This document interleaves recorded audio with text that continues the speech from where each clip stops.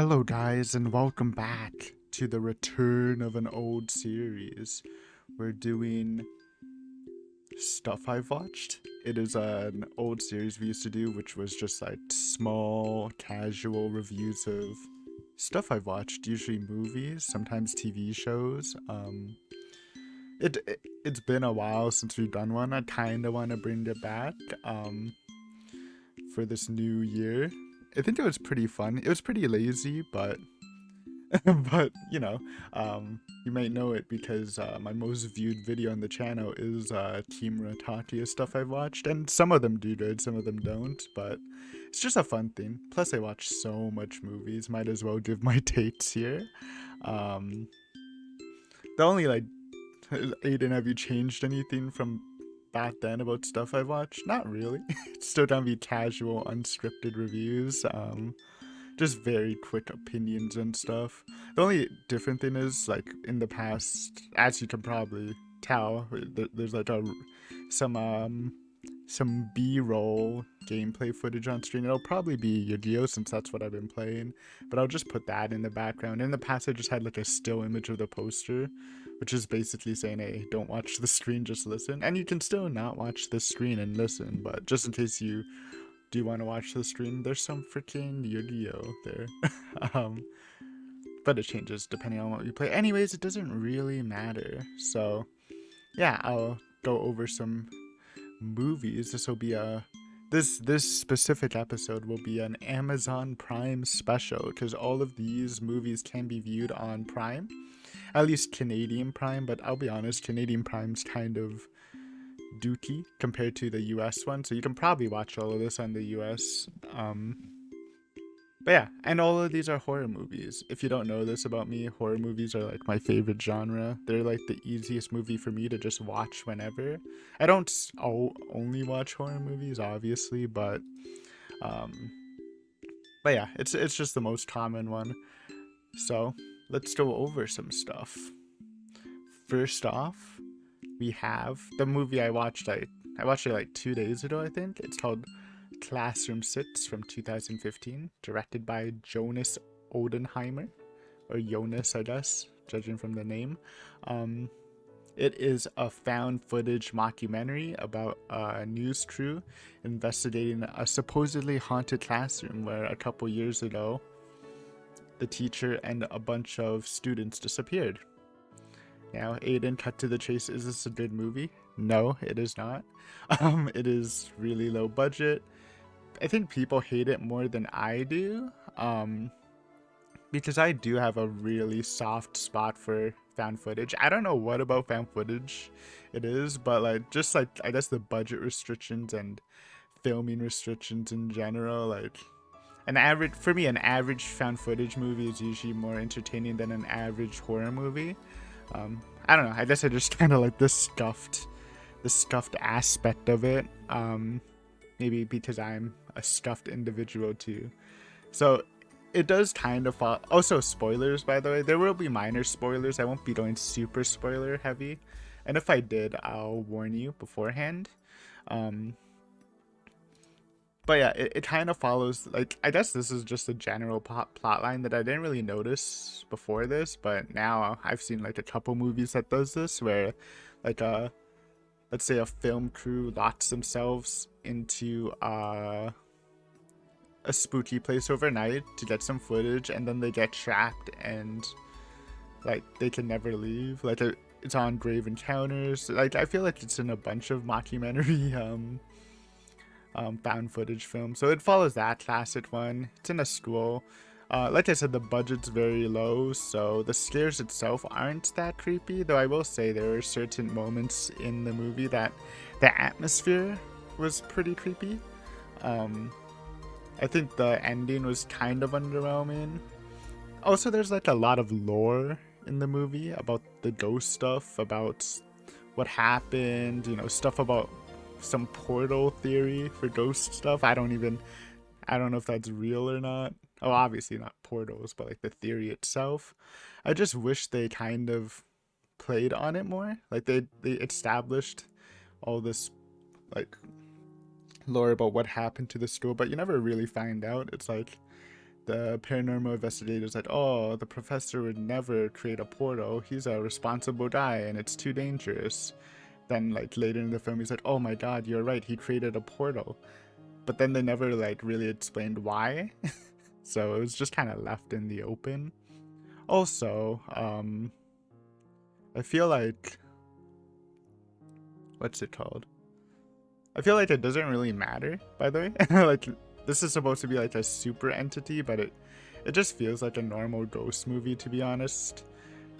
You can see some of the inspiration though from like, there's a scene that was very much like, what's it called? That famous movie. I forgot what it's called, but you know, the forest one, found footage. Anyways, it's not horrible character-wise. Not very likable. Most of them are annoying. I kind of like the psychic guy. Yeah, I think he's like the only character I kind of liked because he just gets bullied throughout the whole film. Like at the beginning, he's like, he's getting made fun of constantly by like the film crew, most of them.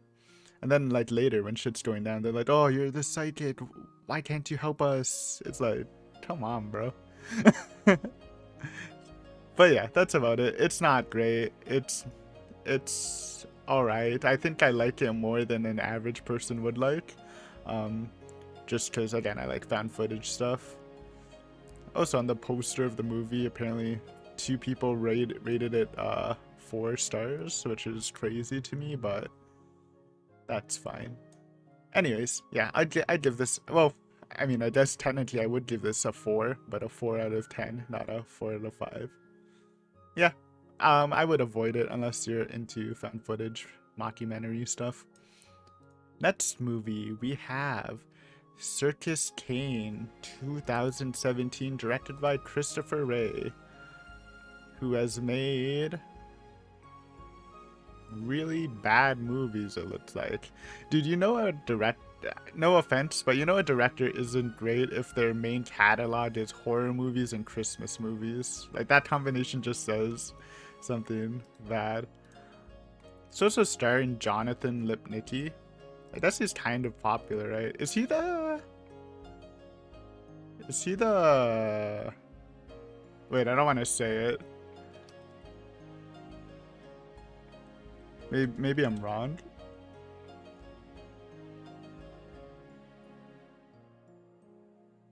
Okay, never mind. For some reason, I had like this idea that he was accused of sexual harassment, but apparently I'm thinking of someone else. So sorry, Jonathan Lipnicki. But he's kind of famous, I think. Though his repertoire looks kind of bad. I guess he was in Stuart Little and Dr. Dolittle. That's pretty good, actually.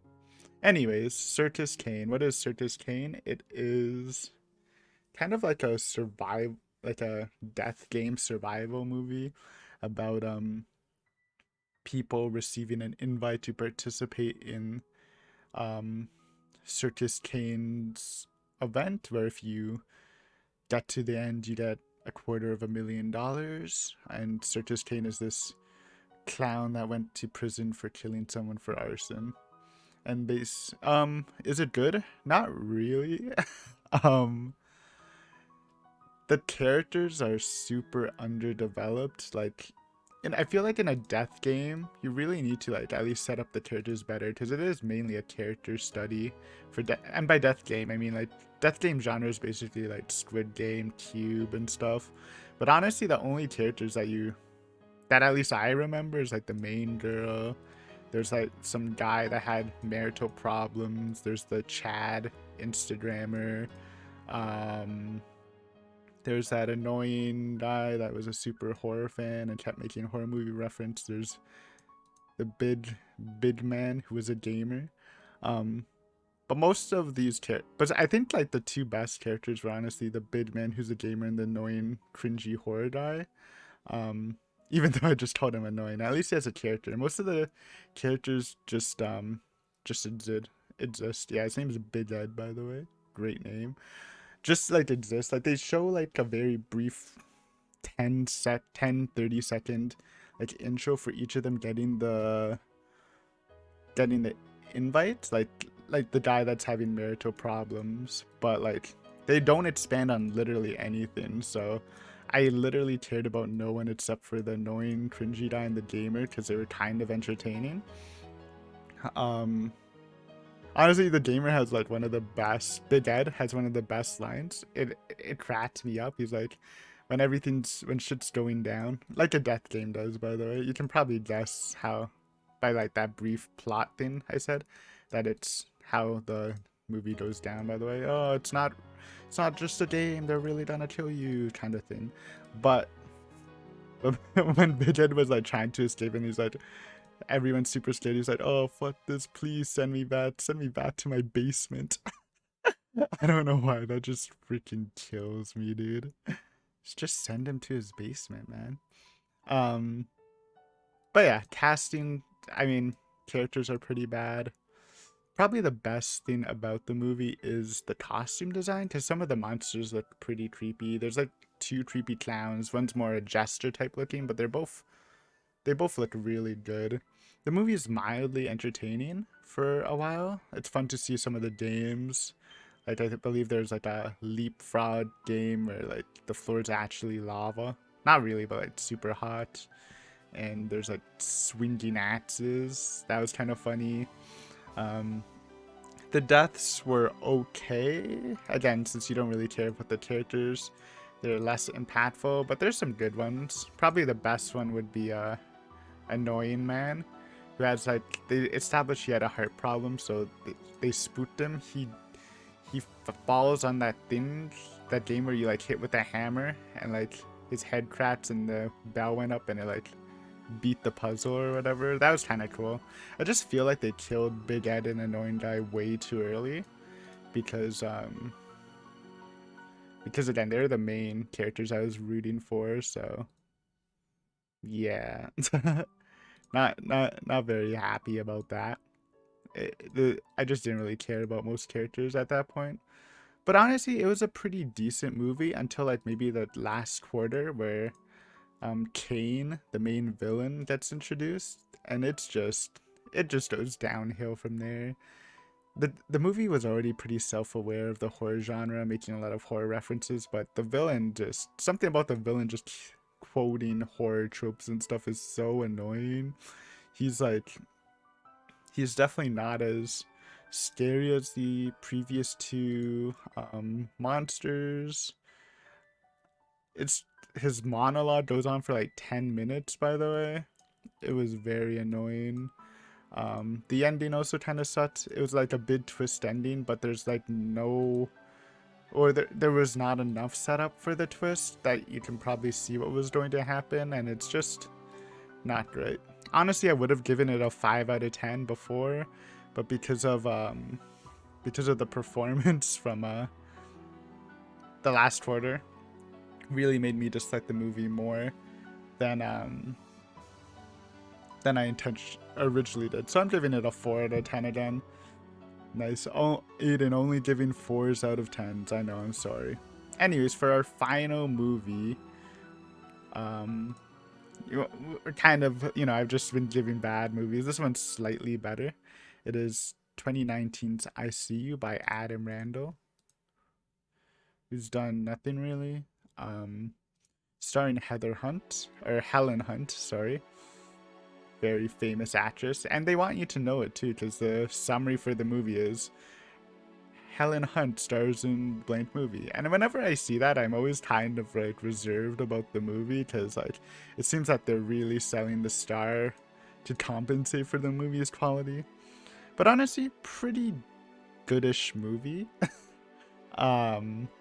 Funny story, I actually tried to watch this in 2019, but for the first time ever, I actually fell for a bait where I watched a film with the same name, same year released, and since I didn't watch the synopsis of the movie or read it, I just assumed it was, and it was kind of an ass found footage movie.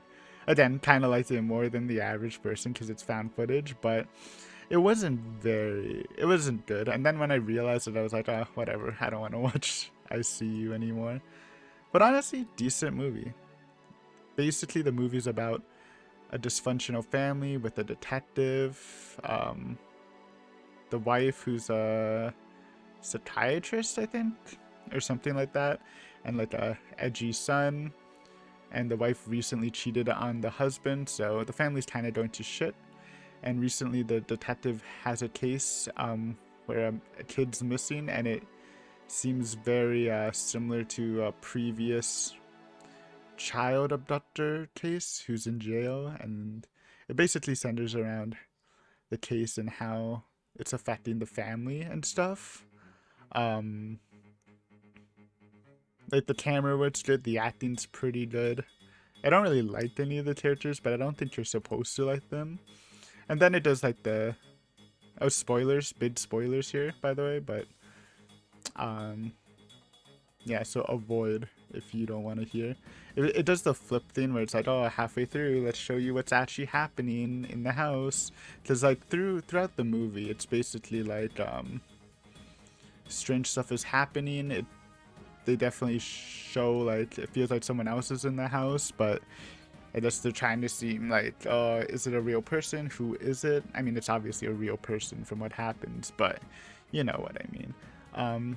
Then it turns out this movie is a plodding horror movie. And you're like, Aiden, what is plodding? It's basically when a person lives in someone else's house without them knowing. It's a pretty cool fear, honestly. Like, I understand if people are scared of it. Personally, I'm not, since I never really lived in a house. I've only lived in apartment buildings, which it's very much harder to plod in an apartment, I feel. But yeah, cool fear. It's about, then it like, the movie switches perspective to two teens. And after all the shit you see in the first half, you're like, oh, well, this crazy guy is obviously the villain. But then it reveals that, oh, surprise, one of the family members of the villain, who's also the child kidnapper. It's an interesting twist. It plays it up a lot more, and maybe it does a little too much twists by the end of the story, especially with one of the plotters. It's kind of unneeded at some points. But overall, generally, I think the movie has pretty good atmosphere. And then the idea is cool because it's about plotting. Maybe like one of the most scariest things about the movie is one of the plotters' fraud mask. Like, if you just look at the poster, it's just like the creepy mask and a black background, and it's like, apparently that's a fraud. Like, I can kind of see it now that you say it, but when I saw it at first, I'm like, what the heck is that, man? I think it was a good experience. Again, a little annoyed by the end because too many twists, and when they start doing all that, I kind of get a little bored. But a lot of movies have that problem where it gets boring by the end. But overall, decent movie. It doesn't do anything really new. But I don't think any of it is really bad, per se. It was just slightly enjoyable. I give it like a 6 out of 10. Performances were good. Story was good. Setting was good. Not too scary on the jump scares. It did have some jump scares, but it wasn't like really effective jump scares for me. But overall, it's a good watch. I would recommend watching it if it sounds interesting to you. It won't be like the best movie you've probably seen this month, but it's definitely like overall probably better quality than the other 2 movies I've watched. But yeah, I think that's all for me. Hopefully you enjoyed this video. I'll probably be doing more of these. I don't know when I'll upload it. Probably Saturdays. Those Saturdays are pretty busy. If not, I'll probably just upload them like afternoon and stuff. But yeah, if you enjoyed this video, thanks for watching. If you're new to the channel, feel free to sub. We do a lot of stuff, but we're getting back into stuff I've watched, so you can probably see them maybe like twice a month, maybe, or monthly, or more than that. Depends how much I want to do of them. And also feel free to comment in the section below if you've watched any of the movies, or you have any opinions, or you have any movie suggestions. Always down to watch a movie. Also, we do like a monthly movie reaction on the channel, a full-length one if you want to watch a movie with me, you can also find that on the channel. But yeah, thanks for watching. Hopefully you enjoyed, and hopefully I'll see you again in another video. Peace.